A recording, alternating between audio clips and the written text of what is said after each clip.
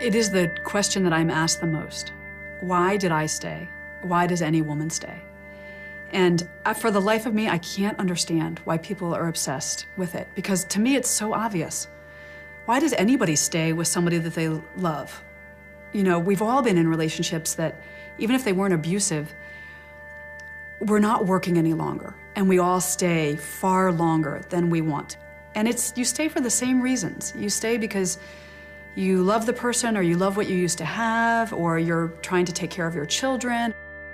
When we ask, why did you stay, we're blaming the victim for their abuse, as opposed to asking, why did you hit this person? Or why are you violent? Or why do you feel the need to be violent? Why would somebody abuse? Why would somebody beat the people who love him or her most on earth? Until we ask that question, we won't be able to obliterate domestic violence. We have got to focus on the perpetrators of violence, not the victims.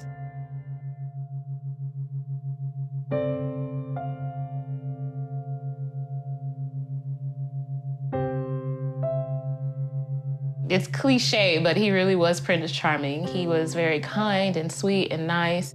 I left what I was doing to come and be with him, and I was alone with him. I didn't have any friends or family in the area.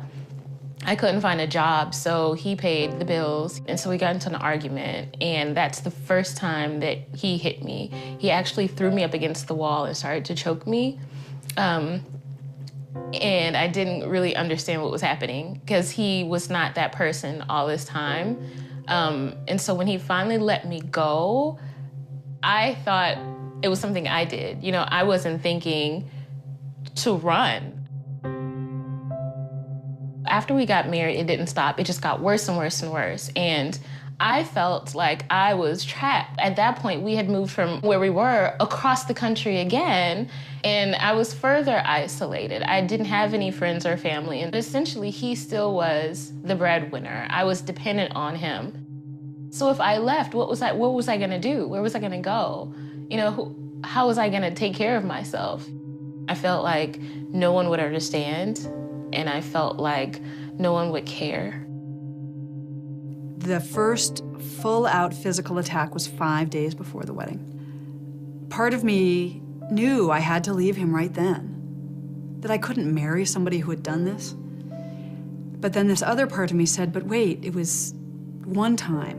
And I told myself he'd never do it again, that I was sure he was very sorry, and I didn't leave. I married him.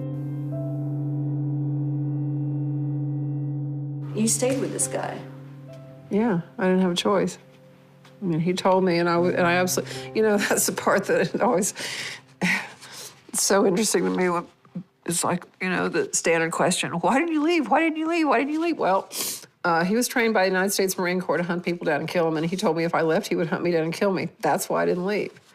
I used to pull what he would call my disappearing acts, and that would be, I would, get the boys and get out, because it just was getting too intense. But I would always go back because at least I knew where he was. At least I knew the routine. I knew what to expect. But, it's a terrible way to live, to always be looking over your shoulder.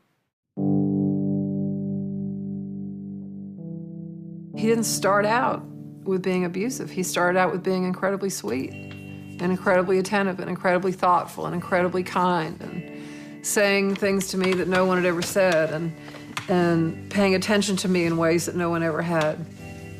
And I was really taken by it.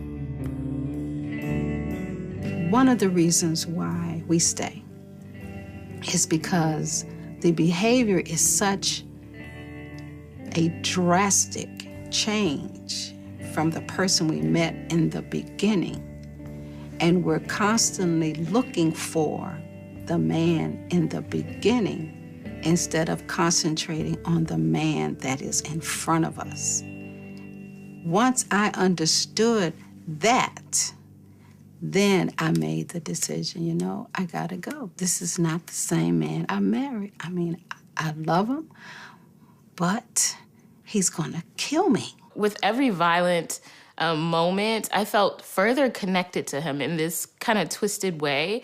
I felt that, you know, we had this secret that bound us together and that this was something big and we were working on it. And so we had to stay together until we worked it out. The violence got to a point where I realized that I could die. I had to create a plan. I had to figure out where I was gonna go and how I was gonna get there and who I was gonna reach out to for help if there was any. I was scared. I was afraid that he would find me. I was afraid that he would be so angry that I left, that he would come after me. I couldn't just get up and walk away. And it was the most terrible feeling to know that I could leave and I still couldn't leave because I was bound by this psychological trap that I thought was love, that wasn't love.